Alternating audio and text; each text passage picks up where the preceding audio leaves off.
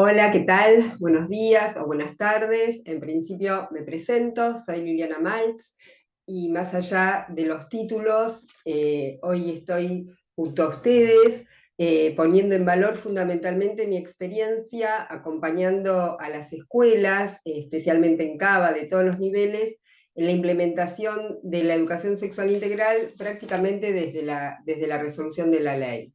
Y ahí desde el territorio escuela fui recogiendo conflictos, tensiones, algunas nuevas o de este último tiempo, pero también hermosos desafíos que nos ayudan a pensar en que pueden existir y que existen otros mundos posibles.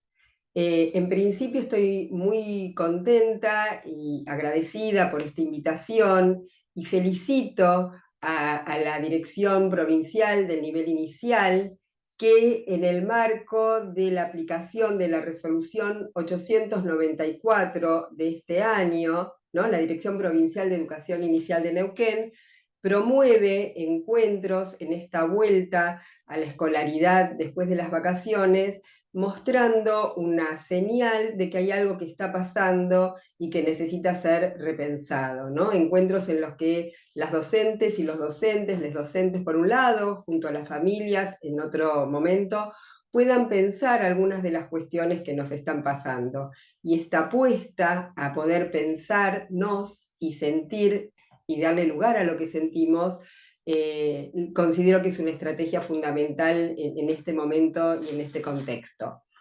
En principio les voy a contar, no voy a pasar un power, a mí me cuesta mucho mirar las diapositivas, mirar a la cámara, entonces prefiero imaginarme que estamos en ronda, mate, café, té en mano, conversando, y fundamentalmente lo que yo voy a plantear es un punto de vista, reconociendo que no es la única verdad, ni es la verdad, y que lo que importa de lo que yo o cualquier persona diga son las resonancias, son las ideas que surgen a partir de lo que un autor o una autora plantea y lo que esto puede seguir generando y echando a rodar. Es en esta clave entonces que me interesa compartir algunas ideas que surgen, como les decía, al interior del territorio escuela, pero también contarles que en la primera semana de julio estuve en Neuquén, en distintas localidades, ¿no? En Neuquén,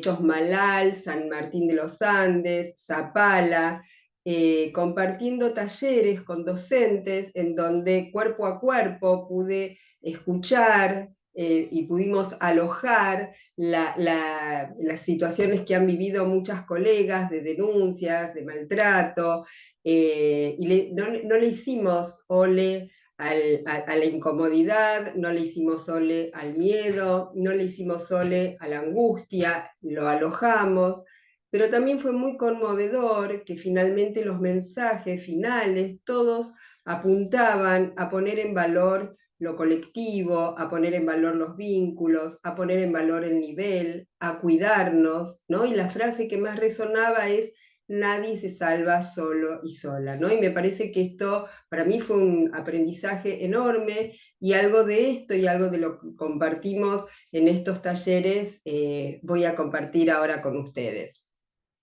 Pensando en el nombre de la charla, me gustaría o me gusta pensarla como pregunta, ¿no? En relación a cómo generar vaivenes de cercanía con la familia. Y a mí me gusta mucho la palabra vaivén, de hecho es el nombre de mi segundo libro, Vaivenes de ternura, distancias y cercanías entre familias y escuelas, porque la idea de vaivén nos saca de algo rígido, de algo duro, da cuenta de un movimiento, da cuenta de un devenir, da cuenta de que nada es para siempre, ni lo bueno ni lo malo, y también da cuenta de un piso que hoy estamos pisando, que ya no es un piso de certezas, ya no es un piso sólido, ya no es un piso de verdades garantizadas, sino es un piso absolutamente inestable y tenemos que aprender, yo diría, a surfear las olas, reconociendo que este es el suelo que nos toca, ¿no? Como dice Siede, sin una posición melancólica, pero sí contando y generando colectivamente herramientas que nos permitan habitar las instituciones hoy y transitar este suelo. Y en principio me parece importante poder pensar en una pregunta que es ¿qué puede la escuela? ¿No? ¿Qué puede la escuela hoy? Pensando la palabra poder como verbo, ¿no? En términos espinocianos, y salir de un binomio donde a veces nos ponemos les docentes en relación a puedo todo, ¿no? Desde un lugar omnipotente, y si hago esto, tengo garantizada una estabilidad sin conflictos, o no puedo hacer nada, me quedo esperando el próximo estallido, ¿no? Entonces, salir de este binomio, ¿no? De dos caras de una misma moneda, para poder pensar en términos de potencia, de qué es lo que puede la escuela y qué es lo que puedo colectivamente con otros y con otras, ¿no? Y esto me parece como una pregunta central. El poder de lo colectivo. En principio, me parece importante, de todas maneras Isabelino Siede ya lo desarrolló, tener presente el contexto en el que estas cuestiones suceden, ¿no? Estamos en una época que tiene que ver con el neoliberalismo, con el peso del mercado, con que inviste al otro y a la otra de un ropaje amenazante, independientemente de quien sea, la exacerbación también de la competencia, del sálvese quien pueda. Las redes también colaboran en este yoísmo, ¿no? A la búsqueda de likes, ¿no? Y dejo el de al lado porque a mí lo que me interesa es lucirme, ¿no? Tener muchas seguidoras, muchos seguidores. Y esto lleva a cuestiones donde los lazos, ¿no? Se van debilitando, los lazos, las comunidades se van debilitando, y las comunidades parecen que fueran las únicas las que propone el mercado, ¿no? Comunidad Coto, comunidad personal, Banco Francés, y nosotros vamos a seguir promoviendo las comunidades que tienen que ver fundamentalmente con la defensa de los derechos. En ese sentido, me parece importante también tener presente que la pandemia ha dejado sus huellas, ha dejado sus marcas. El otro era considerado alguien de quien yo me voy a contagiar, y hemos visto escenas muy crueles, pero también hemos visto escenas donde la solidaridad y el pensar esto de que nadie se salva solo fue lo que nos salvó fundamentalmente en la pandemia. También pospandemia hay algo del orden de la derechización, del discurso del odio, ¿no? De encontrar un chivo emisario culpable de todos los males, que cada época ha tenido algún chivo en quien descargar broncas, ¿no? Y no nos podemos olvidar que les docentes son los primeros, sobre todo a nivel inicial, los primeros representantes del Estado, y que a veces reciben broncas o desilusiones que están puestos en otro lado y que se ponen en el jardín, ¿no? Como yo digo, uno se enoja con el call center o se enoja con un llamado que no está atendido y cortás y ya está, pero en el jardín están las maestras y los maestros con sus brazos, con su abrazo, con su afecto, y es ahí muchas veces donde injustamente se ponen otras broncas. Entonces, no cuento esto para decir, bueno, frente a esto me quedo en mi cama tapado con la frazada y no vuelvo más, vuelvo el delantal, sino tener esto presente, sabiendo que algunas cuestiones no vamos a poder cambiar, pero hay otras que sí, ¿no? De vuelta a la pregunta, ¿qué puedo hacer? ¿Qué puede la escuela? ¿Qué puedo hacer colectivamente? Y pensar esto también como un desafío. ¿Por qué pienso esta problemática en el marco de la educación sexual integral?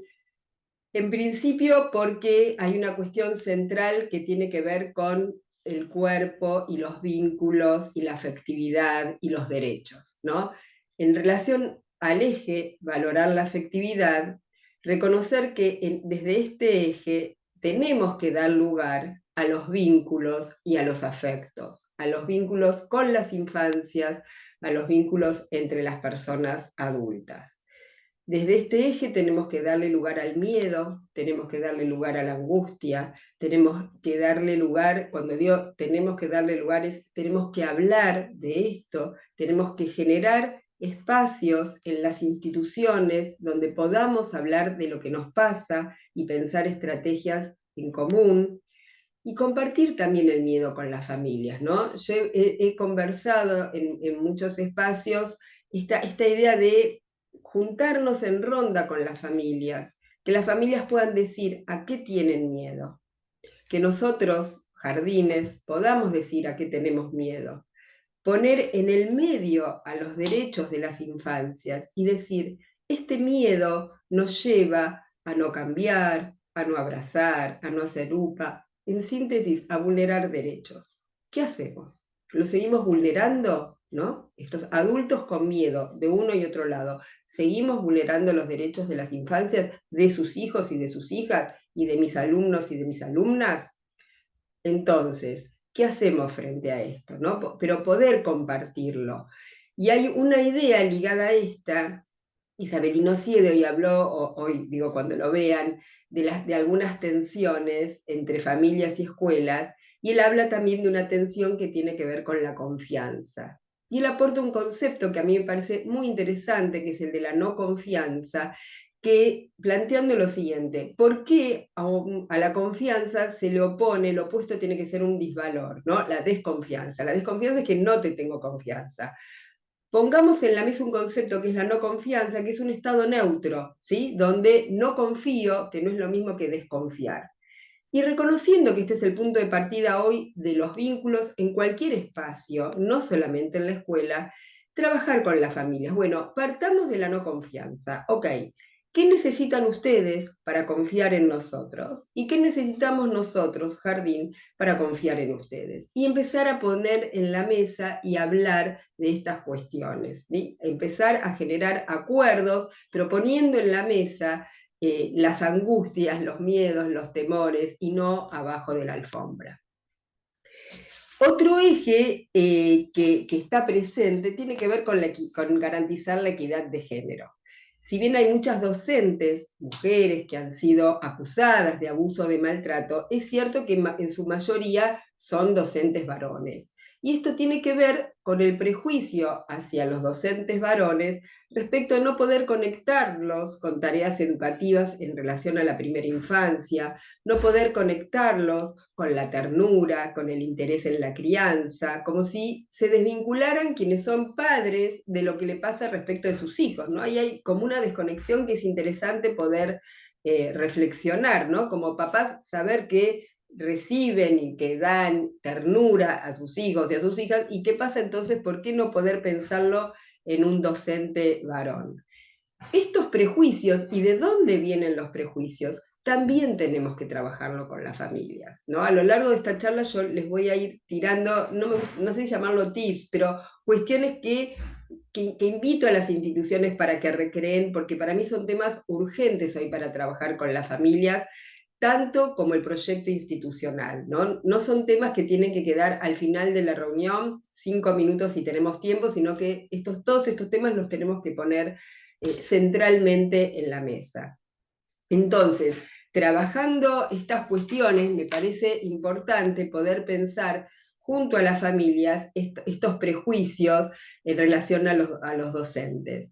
Cuando incorporamos un docente de música, de educación física, de teatro, en cualquier altura del año, hacer una reunión para que las familias lo conozcan, que participen de clases abiertas donde los docentes puedan darse a conocer, digo, como cuestiones importantes.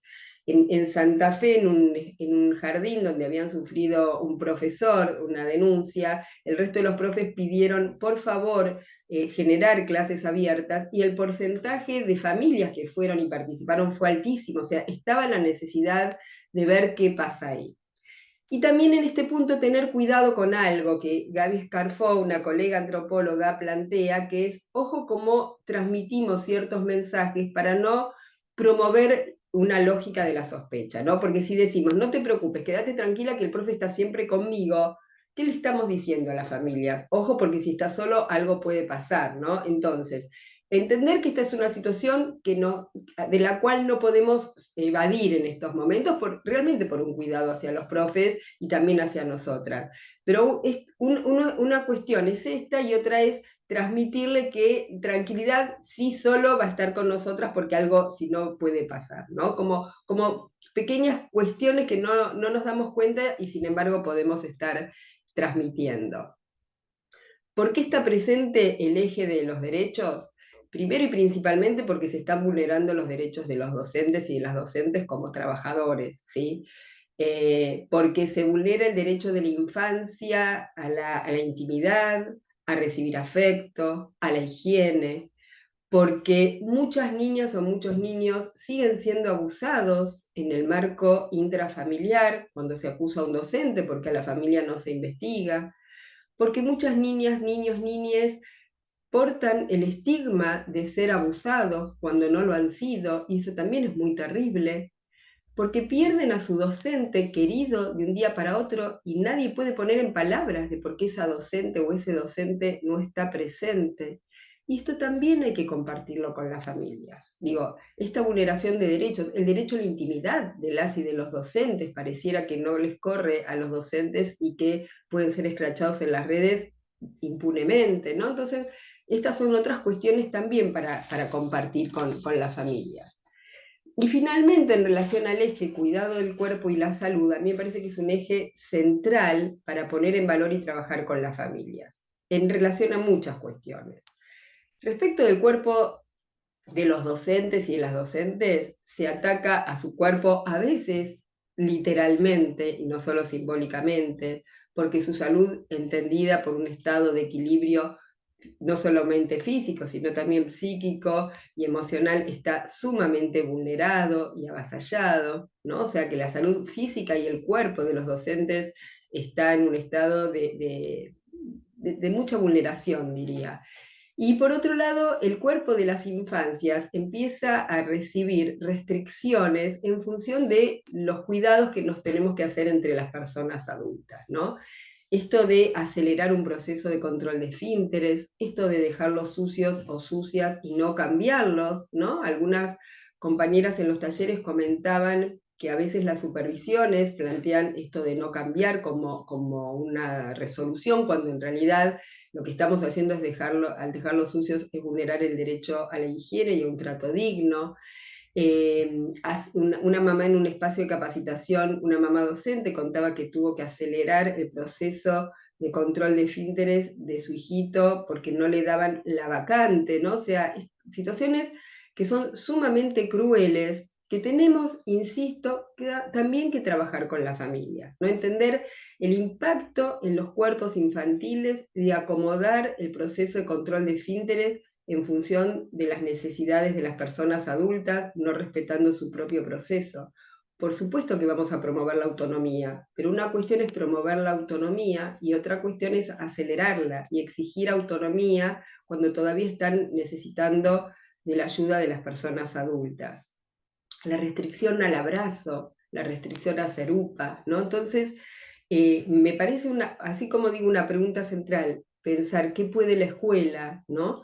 ¿Qué cuerpo estamos conformando, construyendo en este contexto, sabiendo que el cuerpo es una construcción que se arma y se construye en un vínculo en el marco de una cultura y a través de las modalidades de crianza? De acá hay unas preguntas que yo escribí, que leí en el cierre de un congreso que quería compartir con ustedes, que también son preguntas para hacerse al interior de cada institución, ¿no? ¿Qué cuerpo, esto que les planteaba, estamos construyendo en este contexto? ¿Qué marcas en los cuerpos docentes y en el de las infancias está dejando vivir con miedo y bajo la lógica de la sospecha? ¿Es posible promover cuerpos deseantes y que la palabra placer, por la que tanto peleamos para que esté presente en el lenguaje escolar, cobre fuerza y valor en este marco? ¿Qué es si se aborda en las instituciones cuando todo se tiñe de no y de prohibido? No abrazo, no upa, no cambiado, no apapachar. ¿No estamos retrocediendo hacia un enfoque biologicista del que tanto nos costó y nos cuesta salir, con una ESI centrada en lo preventivo, en advertir peligros y cuidarnos de todos los males del mundo? ¿Cambiamos el miedo a los embarazos no deseados, a las enfermedades infectocontagiosas, por el miedo al abuso? Ojo, reconozco y agradezco que sea una tarea central de la educación sexual integral y que gracias a su abordaje se detectaron y detectan gran cantidad de abusos intrafamiliares. Pero cuando deviene en el contenido central de nuestro trabajo, porque eso calma a las familias y a los jardines, ¿hacia qué sí estamos volviendo? Yo reconozco la incomodidad de estas preguntas, pero son preguntas centrales para hacernos y hacer con las familias. Y en este punto, y ligado a este eje, si las familias, una de las cuestiones que plantean es el temor al abuso, entonces, en esta lista de temas a trabajar con las familias, tenemos que compartir con las familias cómo se trabaja el abuso sexual infantil, la prevención del abuso sexual infantil en las instituciones. Tenemos que trabajar que se trabajan qué secretos podemos contar y cuáles no, y qué pasa con los secretos que nos hacen sentir mal.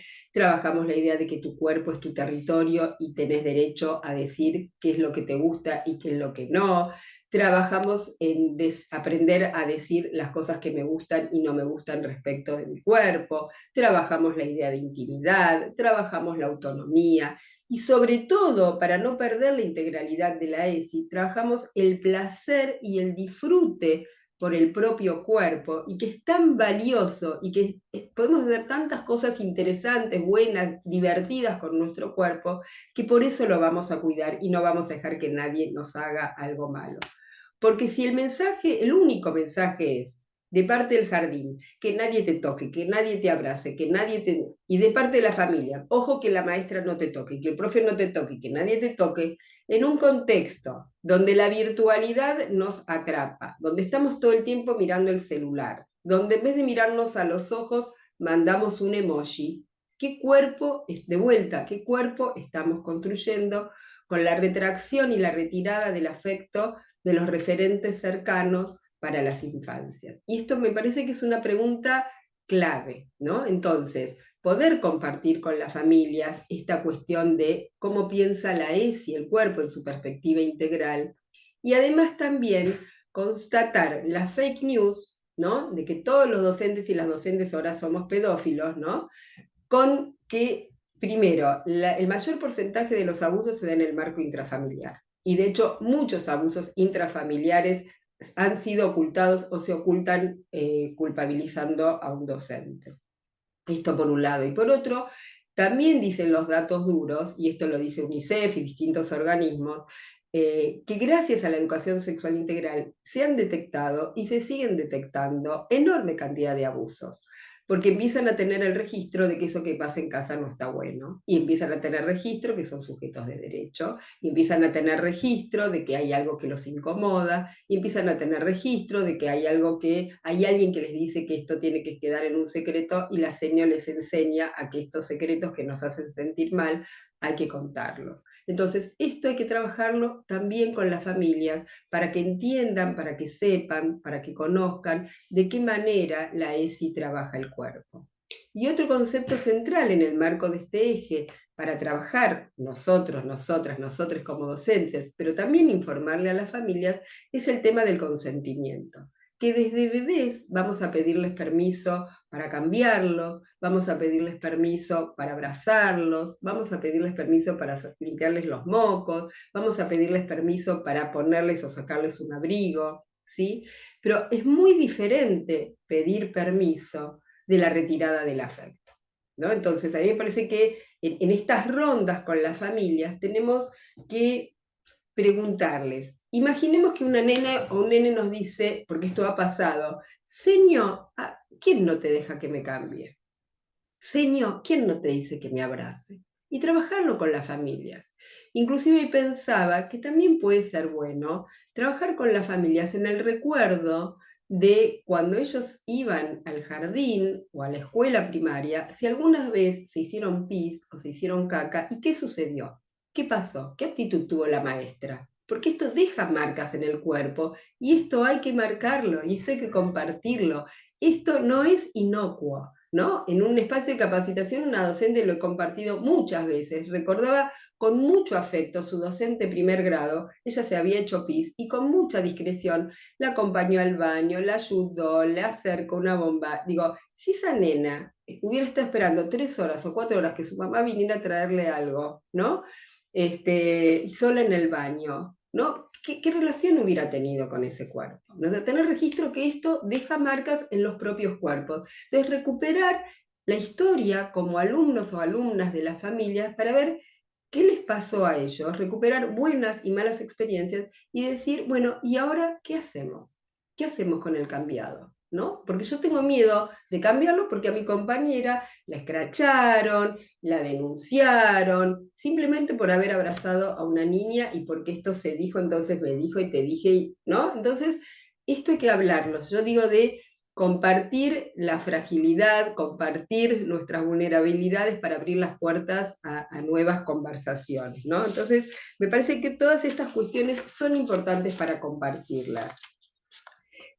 Por otro lado, me parece importante, en relación también a este eje, compartir cuestiones propias de la sexualidad infantil que hoy se leen desde un lugar absolutamente patologizante y adultocéntrico, y en esto la mala información que circula en los medios ayuda mucho. En un video que compartíamos en los talleres, una mamá, por ejemplo, decía, sí, sí, me di cuenta que mi hijo era abusado porque se hizo pis, por ejemplo. Y un papá decía en otro video, sí, sí, se bajó los pantalones, entonces era porque en el jardín se los bajaban, ¿no? Entonces, como los medios realmente no nos están ayudando, también es importante trabajar con las familias algunas cuestiones propias de la sexualidad que hoy son vistas como señales de abuso. Por ejemplo, el hacerse pis, ¿sí? Pareciera que ya es una señal discriminada y como la fiebre, ¿no? Como si fuera una única señal de que tengo fiebre, solo pasa esto. Las nenas y los nenes en edad de preescolar, inclusive en edad, perdón, de nivel inicial, inclusive a veces en los primeros grados de primaria, se hacen pis, les pasan cosas. ¿Es una señal de abuso? Sí, se da un montón de otras señales, pero el hacerse pis, independientemente de cualquier otra cuestión, no es una señal de abuso, y esto hay que advertirlo. Que una nena y un nene se masturbe es esperable, es deseable, es absolutamente, no me gusta la palabra normal, pero vamos a dejarla provisoriamente, es normal. Entonces, no podemos, ya aparece la fantasía de que si una nena o un nene se masturba y se toca sus genitales, seguramente porque vio al docente, porque el docente se los tocó, está excitado porque está siendo abusado en el jardín, ¿no? Lo mismo, por ejemplo, que bajarse los pantalones. A los chicos y a las chicas a veces tienen actitudes exhibicionistas, les gusta mostrar sus genitales, y ya parece, seguro que el profe se los bajó en la sala y ellos están imitando esto. Entonces, anticiparnos a estas cuestiones para poder aclararlo con las familias.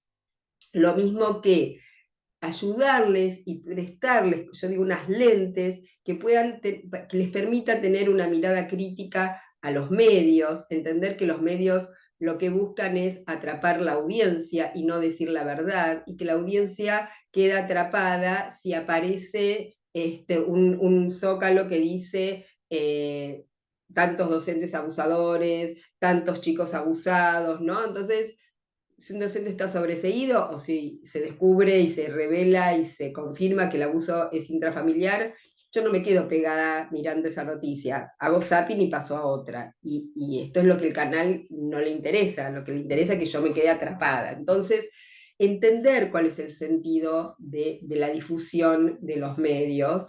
Nunca hablan de presunto abuso, siempre ya lo dan por confirmado, ¿no? Entonces, poder ayudar a las familias a que tengan una mirada crítica en relación a esto, a que tengan una mirada que interpele el funcionamiento de los grupos de WhatsApp y entender que en general promueven y exacerban fantasías paranoicas, que a veces nadie quiere decir, hey, a mí no pasó, o mi hijo me está diciendo que no pasó nada. Entonces, en esta era del yoísmo y de que no queremos que nadie nos diga, nos deje de querer, a veces nos cuesta en un grupo de WhatsApp disentir. Entonces, tenemos que apostar a la posibilidad del disenso cuando empieza como el teléfono descompuesto y todos tienen que estar confirmando, ¿no? que ha sido tocado o no ha sido tocado. Entonces, poder hacer un análisis minucioso de cómo funciona la comunicación hoy en día para poder, insisto, tener una mirada crítica antes, yo siempre digo, antes del estallido. Otras de las cuestiones que me parece importante también trabajar con las familias es el tema de las preguntas, ¿no? O sea, con este mantra que yo digo, los niños no mienten, las familias tomadas por la angustia y genuinamente tomadas por la angustia. La primera pregunta que aparece siempre es, ¿te tocó, no te tocó, te tocó la vulva, estabas sola, estabas, ¿no? Entonces los chicos empiezan a dar información que es leída, esto que Kovacic habla del sesgo confirmatorio, es leída como, ya tienen la hipótesis de que han sido abusados. Entonces, cualquier hipótesis que lo cuestiona no es escuchada y solo es interpretado y leído desde esta confirmación y pasa al grupo de WhatsApp donde ya no se dice, lo interrogué a mi hijo y me hizo un gesto que yo entiendo que tal vez quizá pueda hacer. No, en el grupo de WhatsApp es, me dijo que lo tocó y que estaba solo, ¿no? Y todas las madres y los padres preguntando, ¿no? Entonces, esto hay que desarmarlo, esto hay que hablarlo, el registro de que las niñas y los niños son dichos por las mamás y los papás muy angustiados, y empáticamente tenemos que entender eso. Pero también tenemos que pedirle a las familias que se pongan empáticamente en el lugar de esa nena y de su nene, cuando su familia empieza a desconfiar de su maestra, cuando empieza a decir barbaridades de su maestra o de su maestro y que está mirando con cara de no entiendo esto que pasa, ¿no? ¿O qué dije para que pueda ser leído de esta manera? Y si dice, no, esto no fue así, ya es leído como quédate tranquilo, yo sé que te dijeron que es un secreto, ¿no? Entonces, estas cuestiones, insisto, hay que trabajarlas con las familias. Otra cuestión importante es apoyarnos en las familias que nos apoyan, valga la redundancia, que son las más, o sea, las familias que hacen estas denuncias o que están tan tomadas por esta desconfianza y no por la no confianza, son las menos, pero son las que hacen más ruido y las que tienen la voz en los medios. Entonces, estratégicamente tenemos que fortalecer el vínculo con las familias que nos apoyan, tenemos que visibilizar este apoyo en carteleras, termina una jornada, afiches diciendo, contando su experiencia, invitarlas y fortalecer, porque a veces tomadas por las familias más conflictivas no le damos tiempo a fortalecer este vínculo, ¿no? En un jardín, una directora invitó a dos mamás que querían apoyar, dos mamás psicólogas, empezó a armar talleres de familias para familias, compartiendo situaciones de sus hijas y de sus hijos en el marco de la ESI, ¿no? Fortaleciendo un vínculo donde no eran docentes y familias, sino familias que trabajaban para darle talleres a otras familias que la directora comandaba, pero también le daba como cierto poder, aunque ella tomaba, digamos, la organización de estos espacios, a estas familias muy colaboradoras, o quienes son a veces mamás y docentes, poder ayudar en estas cuestiones, ¿no? Me parece fundamental tener estrategias que fortalezcan el vínculo con las familias que nos apoyan, que son las que van a decir en el grupo de WhatsApp, hey, paremos, vamos a hablar del jardín porque esto que están diciendo, digamos, a mí no me suena, ¿no? Como una estrategia me parece importante y absolutamente necesaria. Una cuestión que también, y ya voy a ir cerrando, que me parece fundamental, es poder abrir los jardines, en vez de hacer esto que instintivamente nos sale, que es mejor los cerramos, abrir los jardines, invitarlas a talleres, invitarlas a las jornadas Educar en Igualdad, pero no solo, compartir espacios lúdicos y de disfrute en el jardín, pero especialmente compartir espacios donde podamos pensar con ellas, por ejemplo, el lugar de las personas adultas en el acompañamiento a las infancias, ¿no? Y cuestiones ligadas a la crianza, donde no aparezca un dedito culpabilizador, un dedito acusador, ¿no? Nosotras tenemos todo resuelto, mirá, pobre esta familia, sino donde podamos pensar con ¿no? Cuestiones ligadas a cómo acompañar. Hoy hay un gran nivel de desorientación, desde permitirles a las infancias decidir cuestiones que no están capacitados, hasta el golpe, ¿no? Entonces, en esa gran desorientación que hoy existe, poder pensar junto a las familias estas cuestiones para armar un vínculo de confianza, donde no haya preguntas correctas e incorrectas, donde se aloje el miedo, donde no se diga lo políticamente correcto, ¿no? Y donde de alguna manera se borre esto de un lado y otro lado, sino pensando en ser adultos responsables pensando en la infancia. Y en ese punto, y ya cerrando, yo quería terminar esta charla como termino mi libro Vaivenes, ¿no? Que es como una apuesta a la esperanza, y bueno, quien lo leyó, perdón que les voy a spoilear el final, pero bueno, ya con esto voy a ir cerrando, y dice así: en mis ojos cabe todo el dolor del mundo, en mi vientre cabe todo el amor del mundo, de mis pechos beben todos los niños del mundo, todo el temor del mundo en mis manos cabe. Mi garganta anida todos los cantos del mundo, y mis pasos llevan todo el cansancio del mundo. En mi piel se esconde el sol entero del mundo, la sangre entera del mundo de mi cuerpo sale. Esto es un fragmento de una canción que les invito a escuchar, bellísima, de Marta Gómez, que se llama Lo Innombrable. Escuchando estos primeros versos de esta bellísima canción y teniendo presente todo el recorrido que compartimos, imaginé que bien pudieron ser escritos y entonados por un docente, una. Y la continué escuchando y pensé que también podían haber sido escritos por una mamá o familiar de un pequeño, y seguí imaginando. Y comencé a preguntarme si puede ser entonada por docentes y familias, es decir, por todo responsable del cuidado de la infancia, cualquiera sea su rol, su género, su color, su dolor. ¿No podríamos unir nuestras voces en un coro que al cantarla borre o al menos suavice un lado y otro lado?